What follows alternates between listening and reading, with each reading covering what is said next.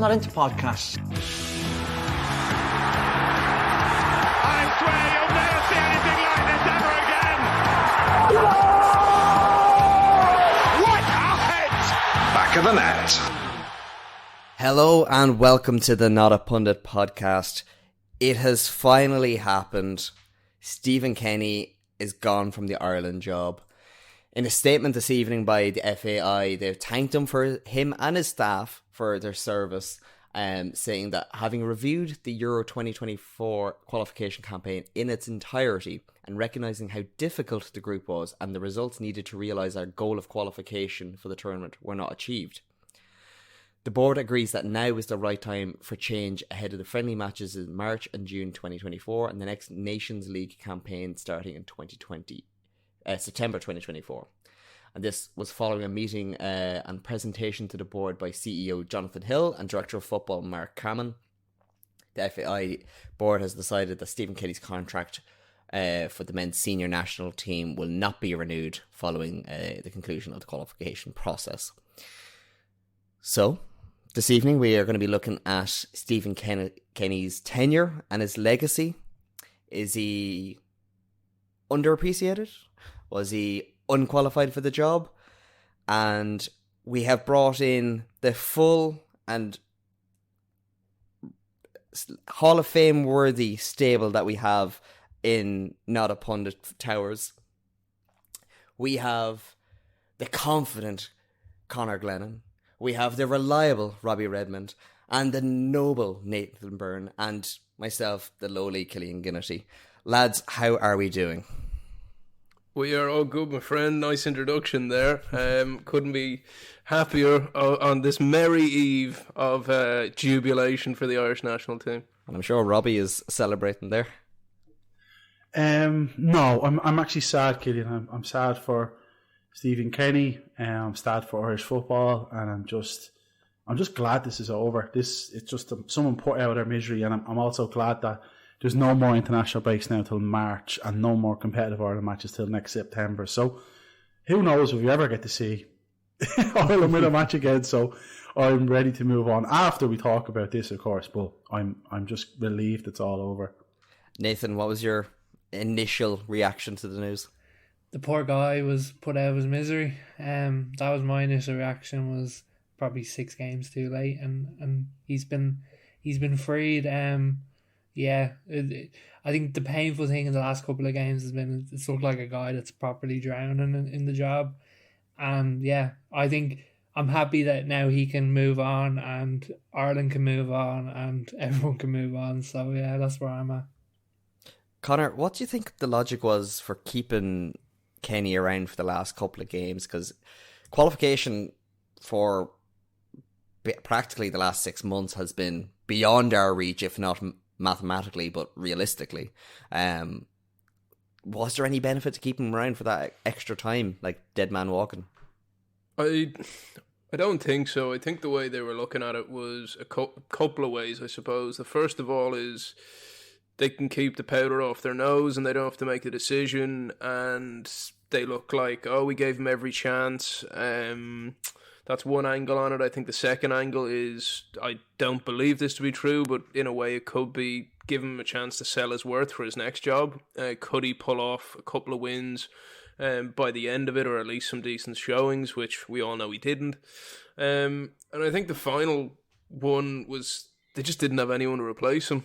And they didn't want to go into that merry-go-round again of another interim manager, bring in the Big Mick discussion. I think they were just kind of trying to control the media, and like Nathan said, like jokes aside, as I said at the top, where I'm jubilant about it, like I think everyone feels sorry for him at this point. You know, it's been as Nathan said, the last 6 probably, but definitely the last 3 years, it's just been bleak, and no one wants to see a man of his vintage crying on national television as much as the deplorable football we've been playing.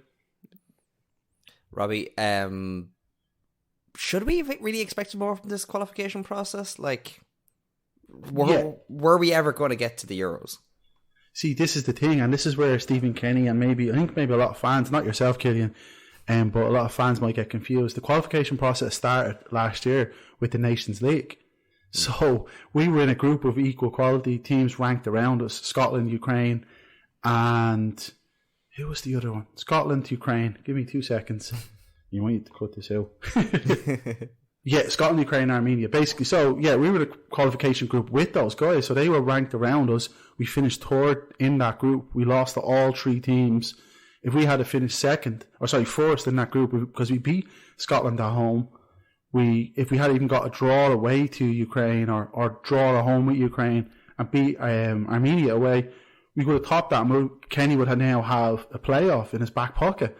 So this group, basically, Kenny was landing in this group, which people said he's unlucky. It's kind of shows how all Kenny really has the last while is the narrative.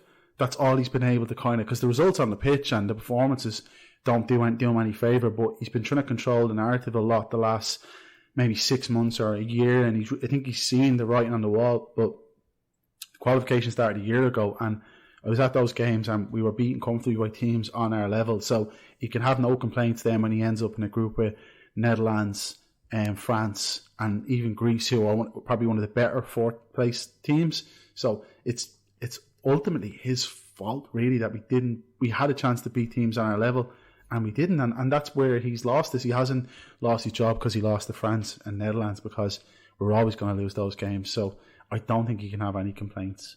I know it became one of Irish media's kind of favourite headlines in the last couple of weeks, but can we still qualify for the Euros now that we've lost to the Netherlands? Robbie? No, we're goners. The whole thing is over. It's done. Yeah. The whole thing is done. Okay. And we're out. And the playoffs have been made. And Greece will play Kazakhstan for a place at a tournament. That's the level of it. So basically, 21 teams qualify directly. 20 teams qualify directly. Then you have Germany, who are getting as hosts. Then you're going to have 3 teams from the playoffs. So there's basically, let's say 30 odd teams who are in contention or qualify for the Euros out of 54, and Ireland are one of those other 20 that aren't in contention, with San Marino and the like. So it's utterly, absolutely brutal, really. It's just the same thing over and over and over again. It's getting bloody old at this point. It's like you go into tournaments going, I'm not going to even pretend I'm going to end up at this tournament. You just know we're not going, Yeah. So we managed to not qualify a tournament that is becoming harder and harder to not qualify to. Nathan, can we take any positives out of this qualification, roundabout that we've endured? To be honest, no. I think it comes down to the hard facts that, yeah, we were in a group with France and Netherlands, but I think as football fans, especially football fans that support Ireland, is you can separate the performances from the results, and I don't think there was many performances that you could look at and go like, that was a good performance. So I think that was really what put the nail in Kenny's coffin was the performances. But yeah, as soon as that group came out, it was always going to be hardship to get to the tournament. But yeah, it is annoying seeing the lower ranked teams that are still in contention and we're not there. You know what I mean? It feels like, we're going to be watching the Euros in the summer, but we won't be cheering on Ireland. Do we have any confirmation about, is it just Kenny that's gone, or is his staff gone as well? Because both FAI representatives in the statement did thank the staff, but it was only head coach position has gone up. I'd say Keith Andrews will gone. be. I was about to say he'll either hold on for dear life and find a way to survive the apocalypse, but that dude's gone, I'd imagine. I think O'Shea will stick around because O'Shea is kind of a company man. He was already in the system before Kenny, so I think he'll be sticking around. You never know. Yeah, no, I agree. Gus Payet might give him Andrews a job. Yeah. But just on going to recency bias, Connor, you were live tweeting the New Zealand friendly on behalf of the NAP guys, and it really didn't look good. You had a good world ranking tweet about the opposition that we were being, at best case scenario, being matched by, a worst case scenario being that we were actually outclassed by it at times. Yeah, I mean, for my sins, I was live tweeting that one. It was definitely awful watch. And, you know, to be honest with you, I kind of looked at it after about 15 minutes going. I kind of was just watching how New Zealand played more than anything and kind of seeing how they navigated. And going back to the stat that you were saying, I think they're around 103rd in the world or 108th, something like that. And, you know, when we're playing teams like that and getting shown up, drawing 1-1, okay, look, these things happen. You can concede in the 90th minute and getting lucky, but it wasn't that. You know, this was a performance where if we were up against even the likes of San Marino, I think could have beaten us last night. It really was awful football. Mikey Johnson had some good play. I know we were kind of chatting about him in the Not a Pundit group, and I'm sure that'll come to the fore at some point. But, you know, outside that, it was a fairly uninspired performance. And yeah, I mean, you know, you look around the New Zealand team, and I mean, I think Singh and Garbutt were about their best players. Chris Wood's decent. You know, I'm going to have the black and white lenses on, but when he's your captain, you got slight worries in your team. But yeah, all in all, really poor performance. But I mean, I don't know what we expected going into it.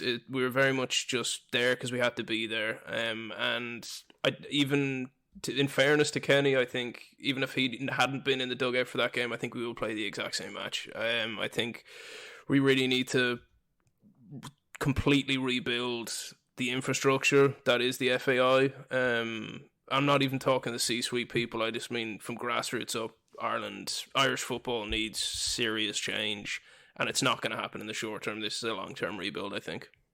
Nathan, is this where we fall into that, like, 103 in the world is genuinely putting it up to us, albeit a friendly where our manager's going to be going, but like, we're meant to be in the 50s in the world's ranking. Like, is this what we have to get used to? Are we going to be coming up against the likes of, I don't know, bloody American Samoa and kind of having to double check our homework before doing so?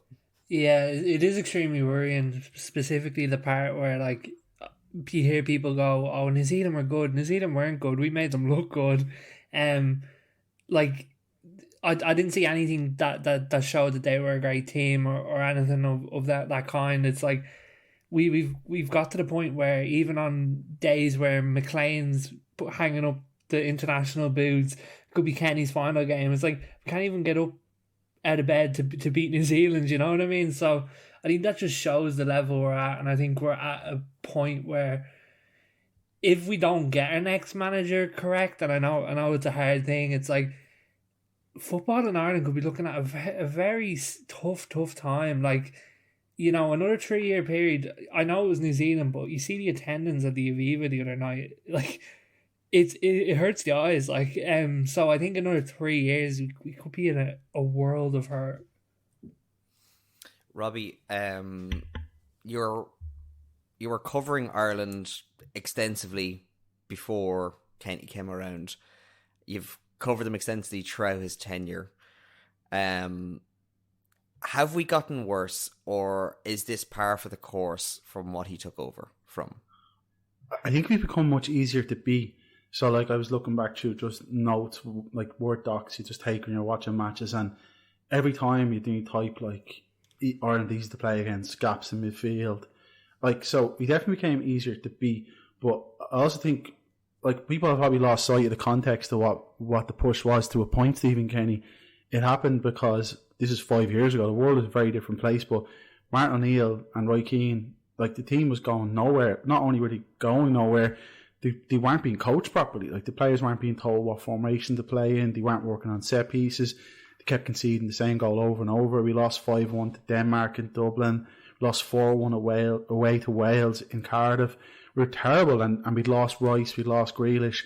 So the idea was that Kenny was like this successful League of Ireland manager who was successful in Europe, and it was never this idea that he would be this, like, Irish Pep Guardiola. I don't know where that idea came from, but he bought into it, and he appeared to believe it.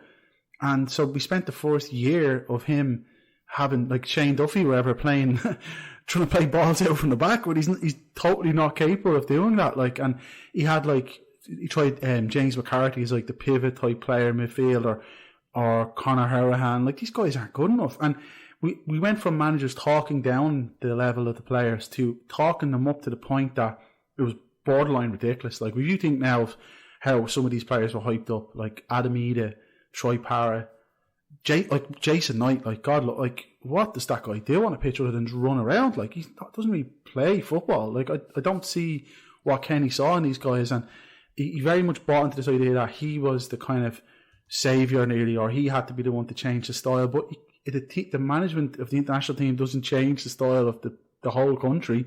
That happens on the ground, and the manager comes in at the end of the production line, and the style of play never mattered. So the people who defended him and still defend him, they were getting it all wrong. They were looking at it backwards. Like it was never about how we played. There was never, Kenny would say stuff like, "Oh, we now place an emphasis on technique and skill." And I'm like, why? Why? You can place an emphasis on winning. Like, I could say I place an emphasis on being a billionaire, but I'm not a billionaire. Like, it's like the players don't have technique or skill. That's nothing against it. That's not Stephen Kenny's fault. That's a production matter going further back. So it's being pragmatic. It's like, and then I'm rambling a bit, but even stuff like, then he had decent coaches with him. We got a bit of an upturn, like Anthony Barry, who was now at Bayern Munich, was like, there was a definite upturn there. He kind of downloaded the tactic that Chelsea would play in, this 3-4-3, and it was getting him a couple of results, a 0-0 at home to Portugal. We almost beat them away, 1-1 at home to Serbia. But people forget, like, because it was during COVID, at one point Ireland went 11 hours without scoring a goal under Stephen Kenny. Bleak as hell, isn't it? Like one thing that I think, going back to your piece on technique, Rob, is that, like, I think that stems from his time in the 21s, because that kind of emphasis is more on the underage game. And I know 20. Yeah, I think he was used to having players that, you know, have a bit of ability and he can coax it out of them and develop them and improve that technique. And to be fair, in his 21s time, he was good. But when you're bringing that into guys who are, you know, anywhere from 24 to 34, you just can't come in with that approach, you know? No, and then the other thing, Killian, that he's saying is that we brought so many players through. And I'm like, well, of course you did. Like, what are you going to do? Play Paul McGrath, like, or Aidan McGeady? Like, these guys are ancient. Like, Glenn Whelan's not being kept out of the team by Josh Cullen. Glenn Whelan's finished. Like, he's not. So who are these people who went before that Kenny had to brush aside to bring through the new young blood? They don't exist. Like, there was a gap, and there was no one. Like Jeff Hendrick. She played Jeff Hendrick for probably 20, 30 matches, like, because I was at most of them. He played Conor Hourahan. All these guys played and they weren't good enough. So it wasn't that he was bringing these through. He will say that and he'll cling to that. But ultimately, like, his in-game management was what let him down. And this is where I was pushing. It's non-existent. Like, that's it, Conor. And I remember watching matches. Like, I remember being at a Luxembourg match at home during the pandemic, freezing cold, and we lost 1-0. Empty stadium, and I'm like, oh God, like, this is not. But this is one of the things, though, is that, like, Luxembourg, whatever people want to say about them, they're now a good team. Like, they are on the verge of qualifying, and they're competitive at this level, Nathan. And, like, I'm starting to kind of wonder, have we sprinted to stand still while everybody has been able to sprint to get ahead? Yeah, I think that's definitely a good angle. The thing that I struggle with, and I've always struggled with, specifically with international football, is, especially with a team at Ireland's level, it's like, okay, Stephen Kenny comes in, he wants to play this nice football, and he speaks about it, and it's sort of like the thing that he uses to wow people over. But a lot of the team is made up by players that are battling relegation or, you know, playing in the championship. It's like, these players don't play this on a week-to-week basis, and then they go away with Ireland, and like at maximum, all he gets is a week with them. And it's like, how are you going to teach these players how to play that type of football in a week period at a time? And it's like, yeah, I think with international football, and specifically the standard that Ireland's at, it's like you have to take what you got, your level, and transfer that into a way that gets results. And I think that is just pragmatic football. As much as we don't like it, I'd much rather be winning than going, oh, look at us, we can press here, we can do this, we can, you know, play a nicer style of football. I think you got to take into consideration the level that these players are at and what they play on a week-to-week basis. It's like, Ogbene, like, on a week-to-week basis, he's not playing fancy football, he's playing to stay in the Premier League, you know what I mean? It's like, I struggle with the direction, I really do, and I don't know. You sometimes need the Tony Pulis style of football, of just grind them out, you know. Yeah, they've been asking the wrong questions all along. We've been focused on the wrong things. Like the reason why I pushed for Kenny in 2018 was because I would watch Dundalk and watch them in Europe, and you'd hear stuff like about them. Like, you were well coached. Like, you're like, all right, well, there's a guy. He's Irish. He's passionate. It would mean a lot to him. We can't go down this old British manager route of Martin O'Neill anymore, British style manager, because that didn't work. Give Kenny a try, but it was almost like all I was looking for was him to coach the team. Like, the team under O'Neill wasn't coached. Like, that's the truth. Like, I remember going one day over to the FAI for a press conference, and like, the lads would just kick the ball around for a couple of minutes, and then half an hour later, Martin O'Neill would be in for his press conference. Like, stuff from the 60s and 70s. Like, so I was just thinking, well, Kenny would bring more to the table than that, but he bought too much into this idea, like Nate's saying, about pretty football and all this stuff. No international teams play good football. Exactly. Even France, like. Yeah. France are the best collection of players in the world, and they're not that good to watch, really, because they just kind of sit back. England bored away through tournaments. Like, their fans are bored stiff watching them, but they're always in contention, and they've good players. We don't have really good players, and we don't have that in-game manager. And I was going to say is that it's not even a League of Ireland thing. There could be a League of Ireland manager out there who's tactically astute and can react quickly. But even last night, New Zealand were better in the second half than Ireland, because 100%.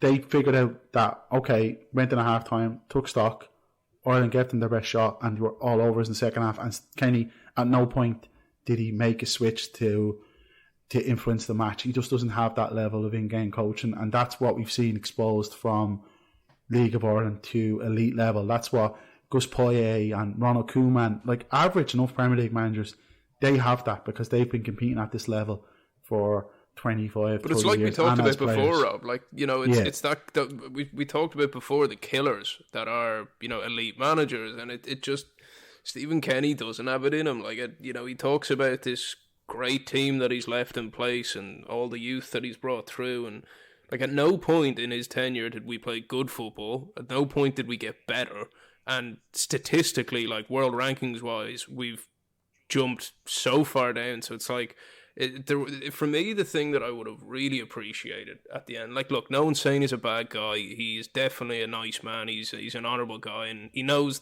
football. He just was out of his depth. But at no point did he go, I got it wrong, I could have done this better. Yeah. Like, there was no... He got quite vicious at the end, very feisty. He got salty, yeah. Like, because even like I got a quote here from him, and this was, I think, the press conference the day before, and it's just him bashing other managers, and he goes, listen, we played Holland the other night, one of the best teams in Europe. It wasn't like we lost 4-1 to Wales or got hammered in Cyprus or Macedonia, which is a dig at O'Neill, Staunton and McCarthy. He goes, it was a tight game in Holland. We lost at 1-0 and deserved to lose. It was one of those tight games. I think a bit of perspective is needed on that, you know, and it's like, no, a bit of perspective isn't. None of us expected to roll in against Holland and absolutely smash people, but like, we expected to at least compete. And going back to your points earlier, I don't expect to beat Holland. I expect to beat Qatar. I expect to beat Luxembourg, San Marino. Like, you know, but it's just lunacy. What game was he watching? Like the Netherlands could have scored like 4 or 5. Like, literally, like they missed. Yeah. But this is the thing about the Netherlands, that if we're putting things into perspective, this is not the Netherlands of old. This is the Netherlands that up until, the last 18 months, 24 months, Ryan Babel was still fucking playing for them. Like, this is He's still around. That is frightening. I forgot he was even alive. Yeah, and was playing international football up until scarily recently. I think it was only in the middle of the pandemic that he stopped. And it's not by his choice, just they were in such a basket case. But like, this is not a Netherlands of old. They have good players, but this is not like a 2010 year or 2012 Euros or 2008 Euros, where it's one of these teams. So it's like good individuals, but also a good team. The Netherlands right now are going through their own transitionary period. Yes, they're coming out of a very, very bad time, and they have some stars coming through like Xavi Simons, but nobody's expecting them to be winning the Euros. So you can't even compare like what Kenny's trying to say about them. Well, it's some like of Brazil the other teams of 2002 came over. It's like we had the Ronaldinho and Roberto Carlos team roll in. It's like, no, we had a semi-average Holland team that, I'd argue our 2002 team could beat, very selective. He's been very selective, in all his narratives and everything he picks. Like it's always to fit his own view, which probably ties into how he's reading the games in game as well. He's just not seeing the negatives, or he's not seeing the flaws in his own view, and he doesn't seem to have anyone around him, particularly from a media perspective, where he didn't have anyone around him to steer him right and tell him, mate, that's a really stupid thing to say. Well, Rob, we see the post-match interviews that they broadcast. You've been in the rooms where, you're seeing more like, what's he like in there? Is he drowning? Is he just...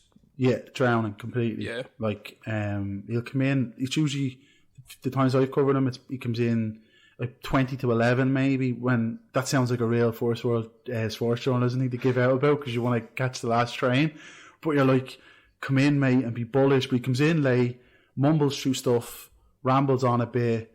If you ask him a question, he'll go on to something else. But he as opposed to, say, Mick McCarthy, I remember Ireland, we had a bad result at home, and McCarthy came in and he was so bullish and so confident, and he had his backup, and it did really kind of own the room, that way. Whereas O'Neill had his own kind of prickly style from being a successful manager and a player, that he just looked down on the Irish press. He didn't think anything of them really. Where Kenny, I think he was trying to show people, look what I know. Like, he'd be talking about, like, the full back step in the midfield, and this is our plan, and this, and I'm like, mate, that's not what we were watching. Like, that's just not, like, I've quotes here I was looking at. He says, we have built this team over the last 2 years. It's a new Irish team with a high emphasis on technique and skill. It's a team where every player is comfortable in possession in every area of the pitch. It has speed and attacking areas with a real cutting edge, and has shown the capacity to score goals. We've had several injuries, but we've strived to build a team with depth to cope with such scenarios. We've built this team with the ultimate ambition to qualify for European Championships in Germany. He said this after Ireland lost 2-1 to Norway in a friendly.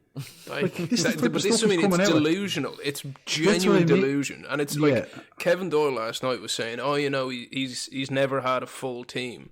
Tell me any manager in world football that's ever had a full team, no injuries, no suspensions. Like, it's complete bullshit, Yeah. Nathan, has Kenny over the last little while, has he lost the fans? Like, I know attendances are down, but like there's been a glut of sport over the last little while. Has he actually lost the backing of the nation? There was no support at that Greece game, I can tell you that. There was more boos than anything. But yeah, like, see, this is the fine line where I struggle to actually like come across with what I think, in terms of, I don't know if I feel bad for him, or I don't know if all of it was sort of a lie that he bought into. You know what I mean? I can't distinguish. I think he invented the lie. Yeah. I think going back to Rob's point, I think he got this job and goes, I have a massive job, I need a new persona, and he goes, I'm this Pep Guardiola type, and I think that's what I think that you're summing it up perfectly, Nathan. But do you think he fell in love with that lie and sort of like bought into it, and like he sort of became part of the lie, or do you think he, like, it was sort of like he was too far in deep that he couldn't just go, like, I think Keith Andrews telling him. No, I'm seeing this too. I genuinely think he had yes men around him, and whatever he whatever he believed just got elevated to a point where you can't really see outside of it. And then he probably had siege mentality where he's like, the media are going to be against me regardless of what I do. And I think it was just delusional. My memory, I think that was peak COVID. But I remember there was a real bad spell there where he went like 11 hours without scoring, and I think we beat Andorra or something like that, or someone really, really small, and then scored against Serbia and then lost. But that first year was absolutely terrible for him. And he'll say there was mitigating stuff like COVID rules and stuff like that, but I think now it just doesn't matter. It wasn't going to work anyway. He might have got a bit of bad luck, but it was, I think, when you look back now, you can see it was clear from the start this just wasn't going to happen for him. So that's the thing, he dug his own grave so many times. And like he even coming out with statements like, we'll be judged by qualifying for this tournament. Like, all four of us knew we're not making it. We're not the gaffer. Like, like, why are you putting yourself in that grave already? Connor, before we went on the pod, you were saying you were looking at some of the fixtures that Kenny has presided over. Let's go back to the beginning. Like, how did the Kenny era begin? Like, was it all rosy, or should we have seen from then? Well, I'll go through them just for fun. We can go through them individually, right, boys? And we can see that not even, looking back with hindsight, just the team of players we have, could we beat them? But before I do, including friendlies, it took them 12, 13 games to get a win, which I was saying to Nathan earlier today, if that's a Premier League manager, you're gone. That's Frank de Boer level. You are absolutely, you're probably by 9 games you're gone. But it started out in sunny Bulgaria on the 3rd of September. So we drew that 1-1. In my opinion, Bulgaria is a team we should be beating. I don't know about you guys. I think they should be challenging us. We should win, but it's not going to be an easy walkover. I think it should be. Then we easy. move on. I think it should be easy. I know they've got some players over the years, but that's in 2020. That's the kind of level I'd expect us to at least be scoring more than a 93rd minute goal from Shane Duffy. That's not good enough. So from Bulgaria, we move on to Finland at home. We lose 1-0. Where are you?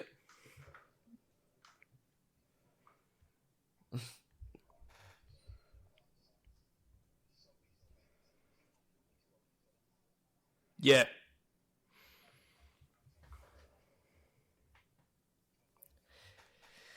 Didn't Finland have a centre back that had Irish family and his second name is Shaughnessy? Like, his parents are Irish, but himself and his brother were born and raised in Finland, and he's chosen to represent the country of his birth. But yeah, I actually do remember that game now. So then we move on to European qualifier playoffs against Slovakia away. 0-0, we lose 4-2 on penalties. Now, Slovakia, a draw against Slovakia is actually, in my opinion, somewhat acceptable. I don't know about you guys. Yeah, especially Den Hamsik wasn't shite by then. Yeah. He's one player, though. You know what I mean? That's the thing. Good player, though. He missed a sitter, and I think he got a penno. He did get one of the pennos. It was him and Brady scored. Brown and Doherty didn't. Doherty, actually, that's one thing we haven't covered. He is possibly the most capped player in the Kenny era. I feel like I've seen that guy throughout, and if that's what we're depending on, that's for another day. I will defend Doherty. You love a bit of Doherty. No. Best thing about that dude is his haircut and his pink boots. That's about it. No, Doherty, as he's shown at Wolves when they got promoted, is a very capable footballer in a system that caters to him. As he's gone to every other team, none of the systems cater to him, and he's been what he was before Nuno took over as manager of Wolves at the time. He's just a bang average wing-back. Put him in a system, he can be damn good. Putting him in a Stephen Kenny system, the man had no chance. So just a little bit of respect on the name. Fair enough, and I do think a Matt Doherty podcast is needed at some point. The next 3 is 3 losses on the bounce across October, November. Finland, we lose 1-0 away. England, we lose 3-0. England, okay, look, it's England. Wales, we lose 1-0. That's another one where, us and Wales at some point were thereabouts. I think they're a much better team than us. I don't know. Like the Finland one we've covered. England's obvious, but Wales, what are we thinking? 2020 Ireland versus Wales?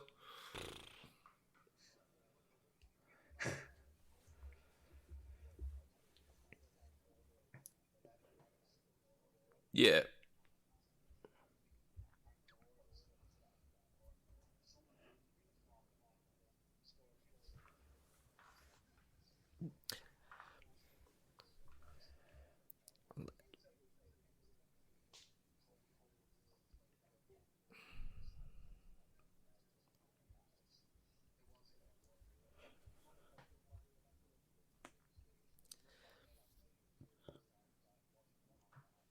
Connor, what was his record? 2020 we'd 8 games and he didn't win one. He had 1, 2, 3, 4 draws in 8 games. That's the kind of thing. This is why I do think this is a prime example. Going into the next manager, whoever it is, short-term contract. Yeah. It has to be, you know. With a short-term contract with huge bonus options to get interested parties in, even if it's a 2-year cycle, because then you go into 2021, right? And I won't go through every team. I'll just bring up the ones that kind of stick out to me. We lose 1-0 to Luxembourg. Absolute joke. We draw 1-1 with Qatar. We beat Andorra 4-1. That was his first win. So he started in September of 2020, and we have our first win in a friendly in June in 21. Like, what are we doing here? You know. We go down the list. Then we go Hungary. We draw 0-0. Portugal. We lose 2-1. That's fine. Azerbaijan. We draw 1-0. Serbia. We draw 1-0. And then we start getting a bit better. 2 wins on the bounce. 3-0 win against Azerbaijan. 4-0 win against Qatar. But like, right now we wouldn't beat Azerbaijan. Right now we wouldn't beat Qatar. You know, Qatar went to the World Cup. I know it was in Qatar, but like, they would beat us, I think. But if you look at a lot of the teams there that we're saying that we should beat, so let's say Bulgaria, Azerbaijan, Luxembourg, like, they have now what Ireland used to have, which was the ability to just be dogged and grind out a result, and just, if nothing else, know as a unit, we're going to live and die by this. We'll put our fucking backs against the wall.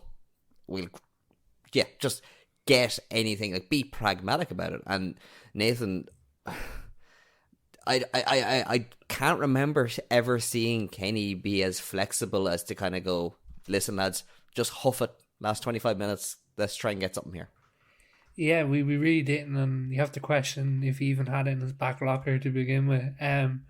Like, that's what I struggle with so much, is like, at some point there must have been a conversation at camp where we go, do we just close shop for a game and see how it works? Like, do you know what I mean? Play off whoever up front and just go, let's try and nick a goal, hold on to the lead. Like, surely that conversation had to happen, because we didn't see it in the games. So like, they clearly didn't choose to do it. And I think it's something that dates back to like international experience. It's like, I think it carries so much value, is having a manager with previous international experiences. They know how to get them wins. I think we were looking back earlier and we were like, Trapattoni, it's like his win record, when you look back, I think it's 40%. It's much higher than Stephen Kenny's. But it was boring football, but he could nick a win, coached, you know what I mean? It's like, that's the thing about the matches where you see the mistakes. Sorry, Nate, was like, that did it for me. Is like, they lost away to Armenia 1-0, and it comes from a shot from outside the box, because the whole of midfield kind of just opens up. Like, Trapattoni would never allow that, but those gaps were always on show in Kenny's team. Or they played France at home last year, or earlier this year, people were like, oh, Ireland played well. But then Josh Cullen gives the ball away on the edge of the box, and Pavard scores from outside the box. Now, someone who's just casually watching that might think isn't that bad luck? That guy just really hit that ball really hard, and it flew in the top of the net. But if you were watching it enough and watching close, you're like, not at all. Like, that mistake happens because Stephen Kenny is telling them, pass the ball, and he's not telling them in a situation like that, lads, clear your lines and get up the pitch and keep our shape. Like, that's Sunday League football. But again, it had to be his way of playing, and all these individual mistakes. I've seen some guy done a thread on Twitter of all the individual mistakes that occurred under Stephen Kenny, basically saying, look at how unlucky he is. I look at that and go, these mistakes happen within the context of his management. They are a direct result. Exactly. That's a pattern of stuff. That's a pattern of management and play. You know, like that. Like, I remember you sending me that thread, and like, when a thread gets that deep, you're getting your tin hat on. Like, you know what I mean? Like, when you look at the teams we won, like, it won't take long to go through them because there's not many. We got a win against Gibraltar. 2 wins against Gibraltar, 1 against Latvia, Malta, Armenia, Scotland, decent win there, Lithuania, Luxembourg, Qatar, Azerbaijan, Andorra. Like, they're all games that any other team, if we were saying, oh, look at the games we won, they'd laugh at us. They'd absolutely laugh at us. So they're nobodies. Like, I mean, come on. Like, what are we doing? Lads, has Kenny been a victim and a beneficiary of a transient FAI where he it was set up for failure. He was brought in on you'll be under 21s and Big Mick, you're actually going to be out of a job in 2 years. And now actually, Mick, forget it. Just we'll put Kenny in now anyway. And kind of being put in a kind of out of the plan. But also because they've been in such a transitionary period themselves, that they were able to take the eyes off the prize and off of him, and a lot of the issues that you are after highlighting over the last 5 minutes kind of just went unnoticed. Kenny was Delaney's last gift to us. That genuinely it was, because that whole McCarthy situation. Would you see that in any other football association in the world? No. Not in that way. Like Canada did. Not something similar, but they had a plan in place. So John Herdman was the women's national team coach. Then he was brought in as the assistant manager. Then he was made the manager, and he's the one that brought through the likes of Alphonso Davies and Jonathan David. And there's a logic to doing that, whereas the FAI was a little bit kind of like Big Mick. I always felt really Delaney had no bad intention for of ever him. making manager. That was like a holding appointment to keep people off his back, and he wanted to be 21's manager. I think he would have tried, done one of his Delaneyisms, and he would have tried to get Mick to stay on longer. And I think he wanted Robbie Keane as manager as well, because he gave Robbie a 4-year deal, whereas Mick only got a 2-year deal. So Delaney's final victim or final gift is Kenny. So in the macro context of it, it's a lot of stuff isn't his fault really, and also it's not his fault that he's coming at a time when we've never had fewer top level players, and also we can't get players over to the UK the way we used to because of Brexit, and we aren't developing players here because standards of raised so much higher elsewhere. Like, we'll still get the odd one, like there'll be an Evan Ferguson in there every so often, but most of our players they're just kind of like, well, Nathan Collins is quite talented, I have to say he is, and he's highly rated, but generally, like Benny and guys like this, they're over level, and Kenny can't do much about that, which is so surprising that he spoke them up like they were the Italian 90 squad at times. Like he even last night he was saying how much he's going to miss them. I wouldn't miss some of them that much, to be honest. Like. And Evan Ferguson isn't not going to miss him. You know what I mean? Like he's a once in a generational talent for our country anyway. And you're telling me he wants Stephen Kenny at the helm of his international career? I don't think so. Just while we are recognising John Delaney's role in all this, and maybe we're not qualified to really make this call because it might need a bit more of a deep dive in to get the actual results, but does Ruud Doctor have a lot to answer for, in the sense that, like, he was brought in to bring in a style of football that was going to be brought from the grassroots up, and have we seen the benefits of it yet? Grassroots in this country is a joke. Like, there is people across this country that give their lives to grassroots, and I adore them. Like, it is the best part of the game. But from a governing point of view, it's a disgrace, the lack of investment. Like, the pitches, like, you look around, like, I'm in no way like a GAA, connoisseur. I wouldn't know as much as I do about football, but what GAA have at least been able to do in their communities is give top-level services across the nation. You can't say the same for football. There's areas with better pitches, but across the board, you go to a town, any rinky-dink place, solid GAA pitch. We don't have that. Over to the clubs, to the League of Ireland clubs development. That's why he created these. I was actually at the launch of the league. I was like, we're creating this new underage league, like a structure where all the best young players are going to play together, and they'll be like, so instead of playing for Crumlin United or Cherry Orchard, the best players will go play for St. Pat's or Bohemians or all these different teams. But these League of Ireland clubs are just trying to keep the lights on. Like, they're not academies, like they're not professional academies. I remember doing a piece a couple of years ago. Like, my nephew played for Cherry Orchard, and he went over to Valencia, and him and his Cherry Orchard team like beat Valencia, they beat Barcelona, beat loads of teams small over Europe. These were when you were 14. But like, within 4 years, I remember calculating that my nephew played football twice a week. Those Spanish guys were probably playing 4 times a week, 5 times a week.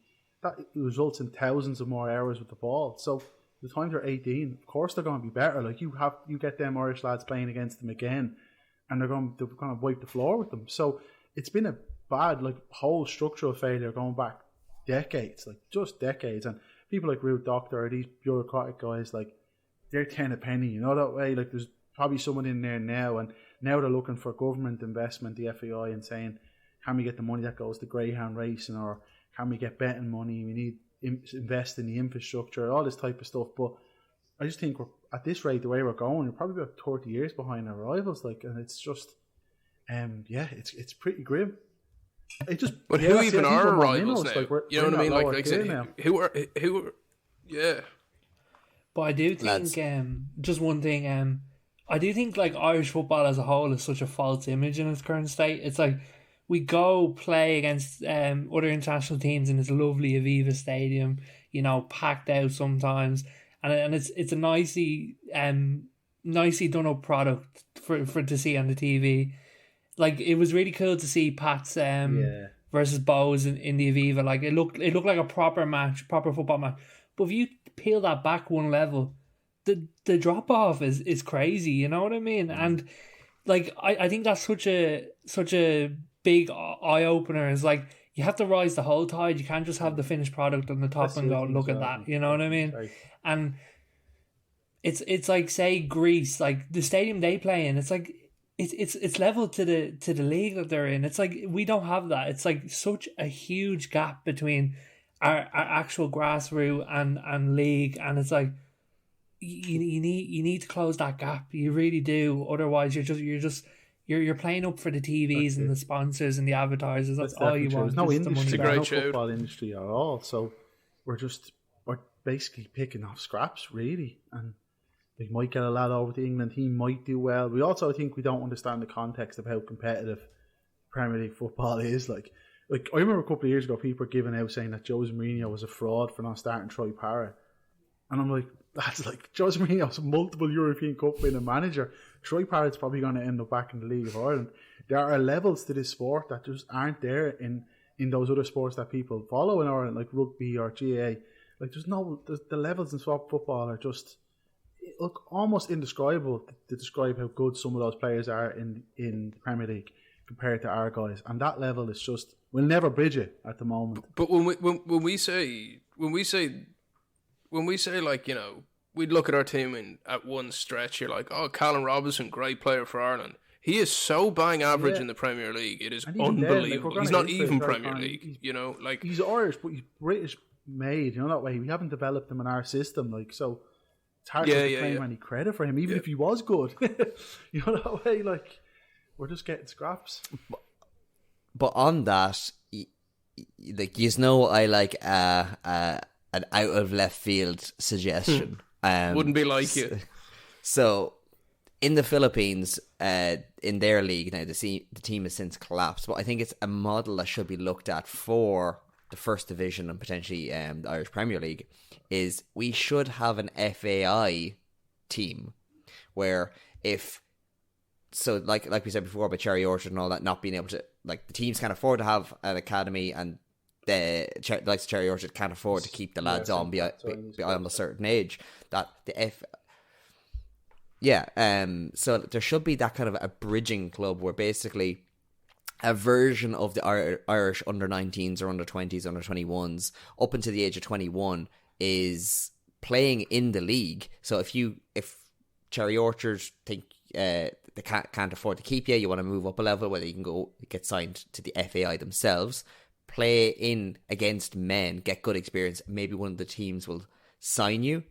And it's that kind of second chance, but it's also a place where, like, if you're a damn good 16-year-old, well then sure, Shamrock Rovers could loan you out to the FAI team, and then you're going to be in the system, and you're going to be feeding into the under-19s team and give you a better chance. It comes down to money, because if you, like, I like the concept in some respects, but I think it's also, if you're a 16-year-old who's good enough to get into that team, you can earn 5, 6, 7, 10 grand a week in the UK, and it's been able to keep a hold of them, you know. But no, this the thing is about getting them seen first, and I think that's where we're missing. And as Nathan, I'm sure you're about to say, is the Brexit piece, the link is no longer there. So the European scouts need to have an area that they can see them. So having this kind of a team being able to go, right, they might be facing against Kerry or whatever.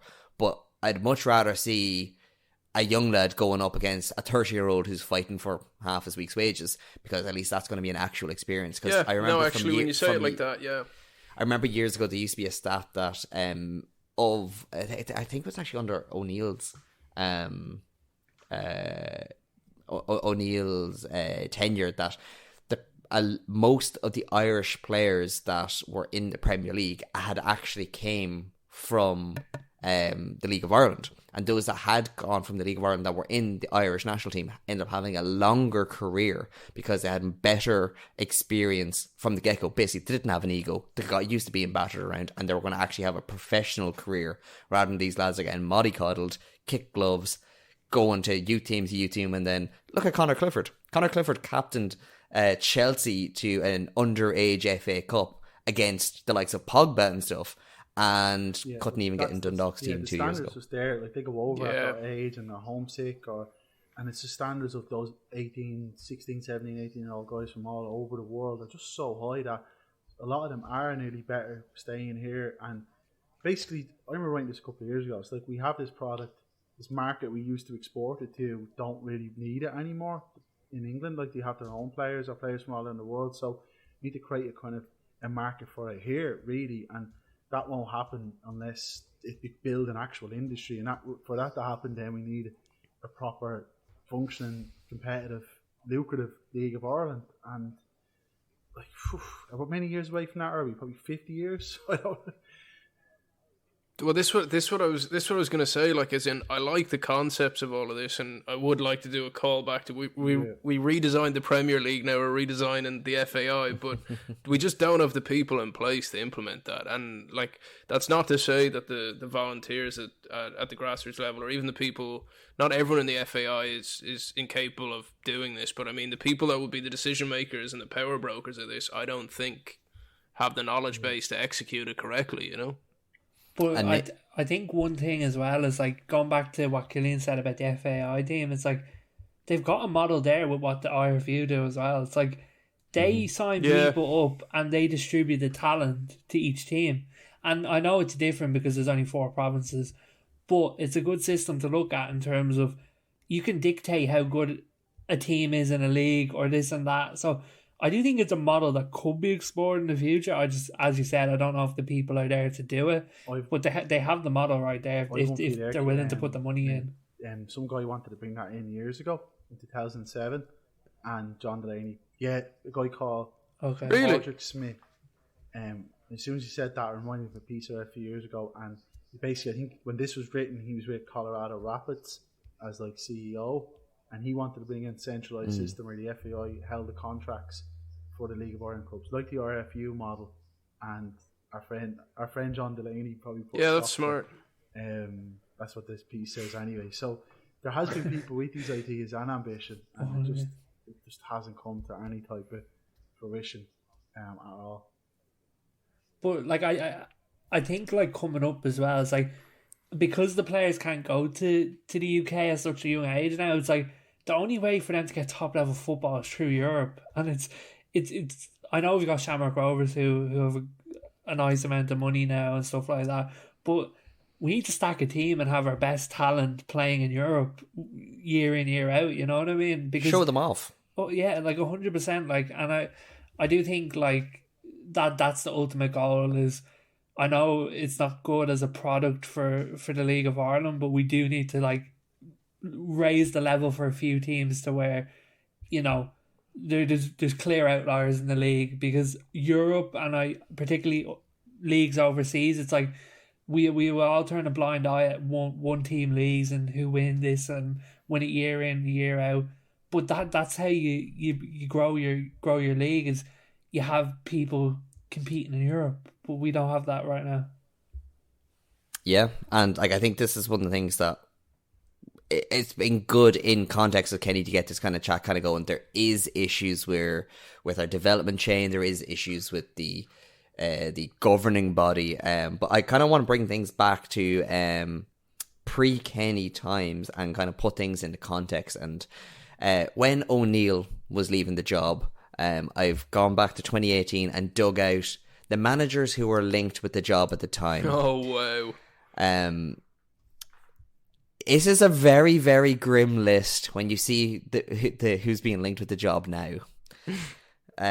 So the number one time, so this is from an Irish Examiner article at the time, the number one candidate for the job was Mick McCarthy.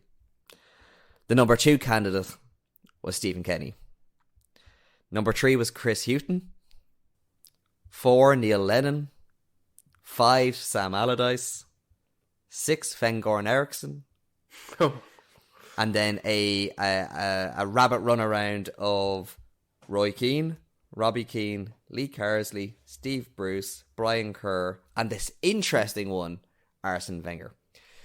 It is grim that every one of them, bar from Arsene Wenger, is linked with the job again. Yeah, that's Jesus. As he went on, I was like, "Oh, he's in it. He's in it. He's in it." Like, mother of God! Like, So I understand. This goes back to the question I asked earlier: is are we any worse off from having had his tenure? I would. Yes. I still I- don't know I- if we are. actually is probably worse long term because we lost Rice and Grealish under him, and he'll say that we're going to go in. I think They were never think going they to were come in the though. system. I don't think they on were the- ever in. Around, if you had called them up and captain, we would have kept them. I think he gave them too much of an out to get out of it. But we'll never know. But I do think that was more destructive, really. I think with Kenny, I think we were going to go through this period anyway. But I maybe a higher level manager would have us now in more in contention. But I don't know if we will be doing a lot with this squad anyway. If that makes sense, I don't think he's been. I think history would be kind enough to him, that way, because you can always cling to who he brought through, but he's definitely not the top level coach required, tactician that we'd need to get us to a tournament or even improve the ranking. Right, lads, I'm going to put the question to each of you, Nathan, Connor, then Robbie. Stephen Kenny's legacy, underqualified or underappreciated in his own time? Underqualified and a professional waffler. That's what I go with. I think I alluded to it back then. I think he came in with good intentions, thought he had it figured out, fell into his own lie and continued with it. I think it went past the point, probably 6, 7. There's definitely a game. I think it was maybe Greece away, but the FAI keeping them on that long, it became a prison sentence rather than anything else. We were always going to get to this point, and I think that's when I started to feel sorry for him, was when they purposely kept him on for their own personal gain. And I think he was definitely not the right man for the job at the time, and 3 years it's such a long period when you look back that I think he done a lot of damage that we'll look back on for time to come. Connor, underappreciated or unqualified? I think underqualified, delusional, and kind of on Nathan's point, a bit of a snake oil salesman in his media approach. But one point that I think will stand to him long term and may go into the underappreciated. Nathan, what was that stat you were telling me earlier about teenagers in Kenny's teams? Oh yeah, it was actually Rob's one. It was about the teens. He actually 42 made an appearance under him. 42 times a teenager made an appearance under him, out of a total of 50 in the history of Ireland. So that's a big number. You know what I mean? So like out of that 42, even if 3 of them come through, Ferguson's one of them. But I don't know by how proxy. much he used that as a crutch, though. You know what I mean? Massively, but massively. At what point did it go from good intentions trying to blood through young players and stuff to something that he chilled himself with? You know what I mean? I don't know where that distinction crossed the line between he had good intentions and that's what he was going for, and then he used it as a defense mechanism. You know what I mean? I don't know 100%. Where that was. I'm going to be a bit Robbie? fair to him. I do think ultimately he was underqualified given his lack of tactical acumen and exposure to the top level of the game. Harmful. I do think we should have got to one of these 3 tournaments. Maybe this Euros with a proper Nations League campaign with a better higher level coach. So, but long term, no, I don't know if it'd be too damaging. Like, as we brought through a lot of players, but it was ultimately a failed experiment. If you're looking at the brass tacks of it, we weren't even anywhere near close to getting to a tournament. So, from that perspective, it's been a failure. But I'd give him a 3 out of 10, maybe. If I had to rank it. What are you saying, Killian? What's your vibe on him? I think in 5 years' time we'll be glad that it was him. I think if we had some of the other names linked to the likes of a Steve Bruce, we wouldn't have these guys bedded in at a time when we're going to need them. So when Ferguson and Moran and Bazunu, Kelleher and Collins, Festi, like the list genuinely can keep going on and on.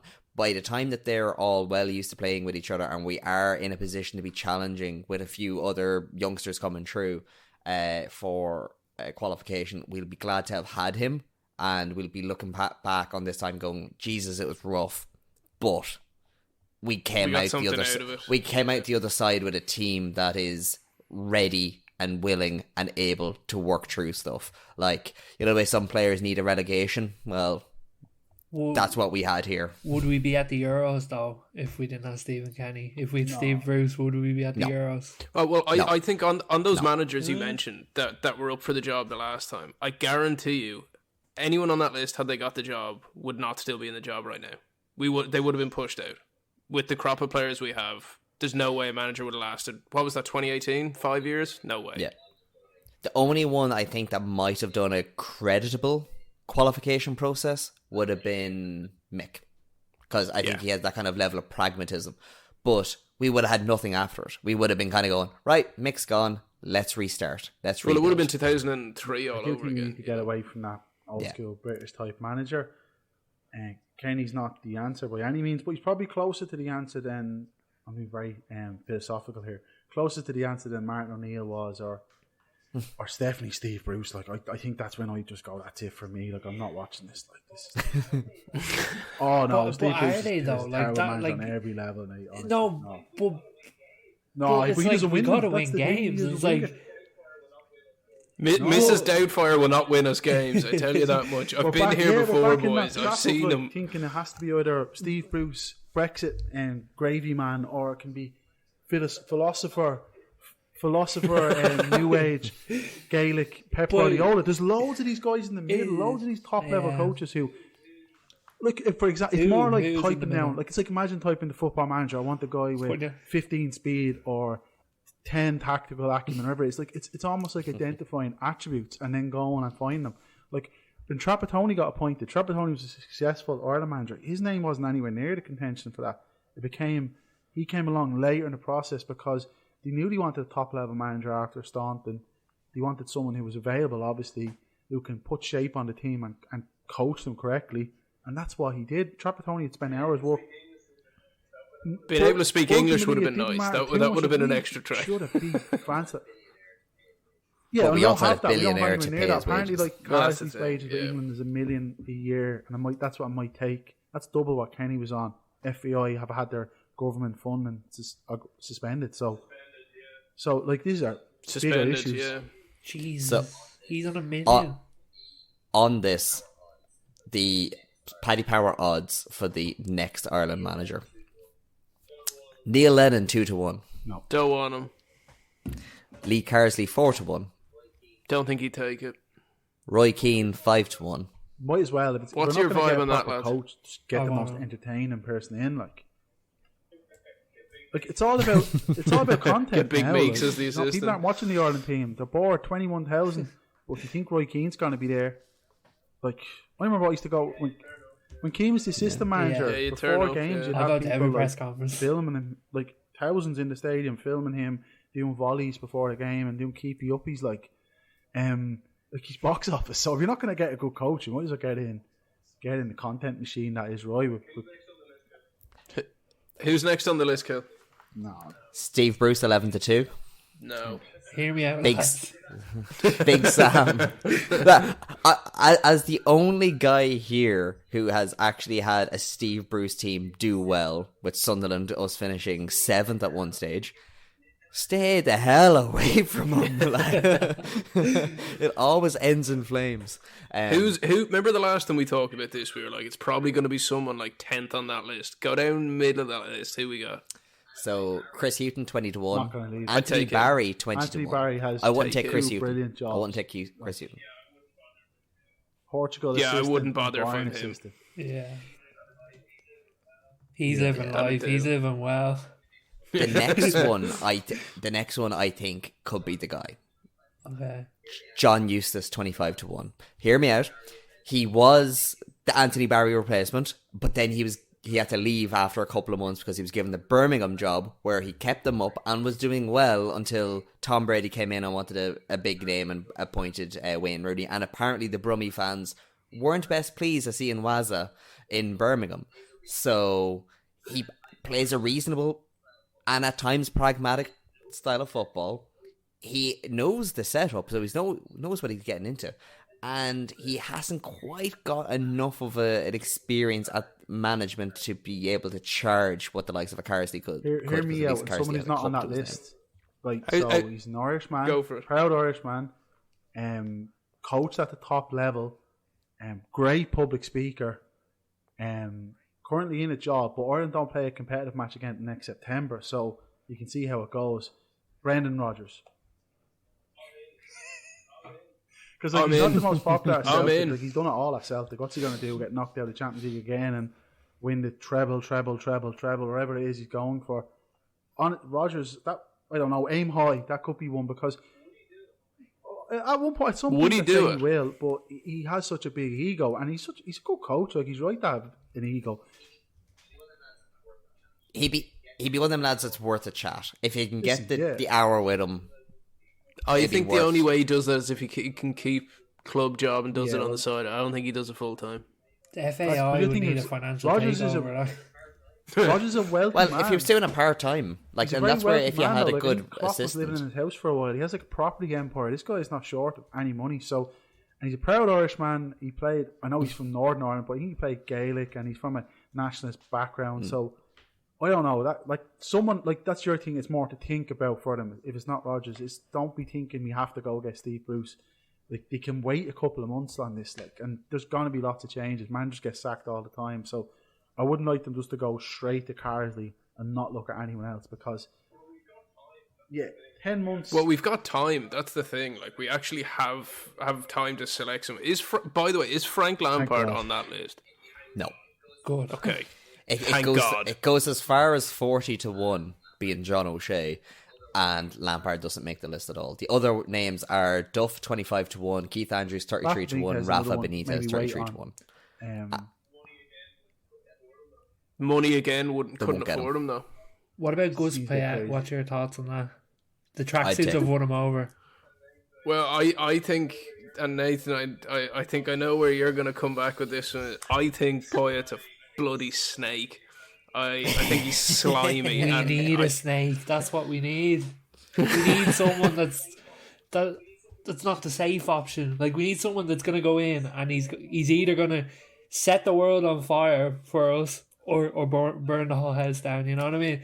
I think that's where we're at. We're in the middle. It's like, I don't think we can build any further. Like with a manager that comes in and with a new project. I think we're at the point where it's Roy Keane or Gus Poyet. They come in, they either do really well or they bring the empire down with them.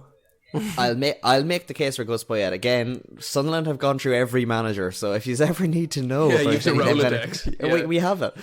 Gus Poyet likes to play a good style of football, but he is very pragmatic. He'll just go, right, let's try this. Oh God, like, this is what happened to Sunderland. God, no, you aren't able for that. God, no. Let's just play football. Let's just get it done. This 4-4-2 we get. And he did the Great Escape with us. He is a nice guy. He did get a bit bitter at the end of his time with Sunderland. I hate saying as a Newcastle fan, but you have better players than we do at Ireland. You know what I mean? Like, he had more to work with than he does now. He's playing better teams as well. You know? Do you know what I mean? Like the other thing about him though now is he's a lot more experienced, because the Brighton revolution did not begin with Graham Potter. It began with Gus Poyet. People forget that. Gus Poyet's the one that got them from League One. That's a shout. You kind of forget that. That's where Sunderland got him from, was when he had bloody Buckley playing on the wing and doing well. He had his own assistant playing right back, Mauricio Tariso, who I think briefly, it was his assistant. He was briefly under Keane at Ipswich, and then there was another guy, another Spanish dude. So he brought in all these kind of influences into League One in like 2009, 2010, which was pretty damn good. So he is a bit of a forward thinker. I know he has his son Diego now as a performance analyst, who is the most hench transformation you will ever see. Oh, you showed me this. You showed me this before. He turned into like Fernando Torres level of build. Fernando wishes, because he went from being like a slim 20-year-old at West Ham and Charlton to just being like his arms now is the total size of what he used to be. So like I definitely wouldn't pass up the opportunity to have the chat with Poyet, because like he's gone and he's done it. He's managed now in France. He was doing well in France until he had a falling out with the ownership. He's done it in China. I don't trust a guy who's got a job and publicly tries to get another one while he has one. That's where I'm saying he's a snake. No, you can't blame him. It's the tracksuits, man. Like, we'll give him a green one, we'll give him a black one, we'll give him all. He wants a tracksuit, so we'll give him a tracksuit. That'll be in his contract. But I do think one thing that serves him so well is the international experience as well. Like, he's coming straight from an international job into another one. I think that's where he didn't do bad. Exactly. He bet us. He beat us. And he's probably going to go to the Euros now, is he? So, you know what I mean?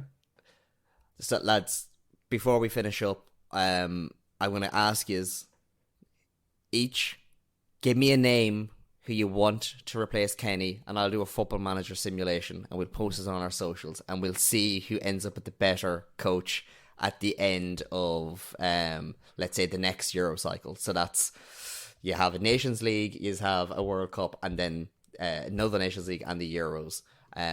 Robbie, who do you want in the hot seat? I like it. Connor. I agree with Rob and Brendan Rodgers, but outside of that, I'd be curious as to what we could do with Lee Carsley. Okay. Nate? Oh, Gus Poyet or Roy Keane, which one? That'd be a great YouTube boxing fight, wouldn't it? I'm going to say Gus Poyet. That's what I'm going to go for. What are you saying, Killian? We need the fourth one in here. Okay. The one I would like, I don't think it's going to happen, but the one I would really like would be Graham Potter. I knew you couldn't get through this conversation without bringing that man's name up. I knew it. Graham Potter, just get Sunderland to get him, and then happy days. That'll do us all a favour. You can have him. We don't want him. Go back and listen to his interviews when he first started managing. Like when he was at, was it Swansea University or Essex University or one of them? Like from then, he is exactly he's the exact opposite of a Roy Keane. Watch it now, Nathan. I bet you the Graham Potter sim will win just out of pure chance. We'll do a Chelsea episode next week, and it'll still be asking for him to be the manager of Chelsea. Yeah. No. Chelsea's too much of a shit show. So what we're going to do then is we'll have Brendan Rodgers versus Gus Poyet versus Lee Carsley versus Graham Potter versus the bookies' favourite Roy Keane, and we'll see who has a better run of it in Football Manager 2024. And lads, that brings us to the end of the podcast and to the end of Stephen Kenny.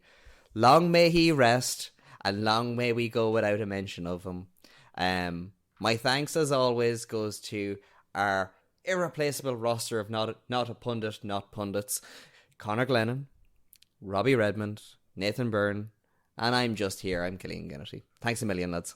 Bye-bye. Pleasure, bye. I'm not into podcasts.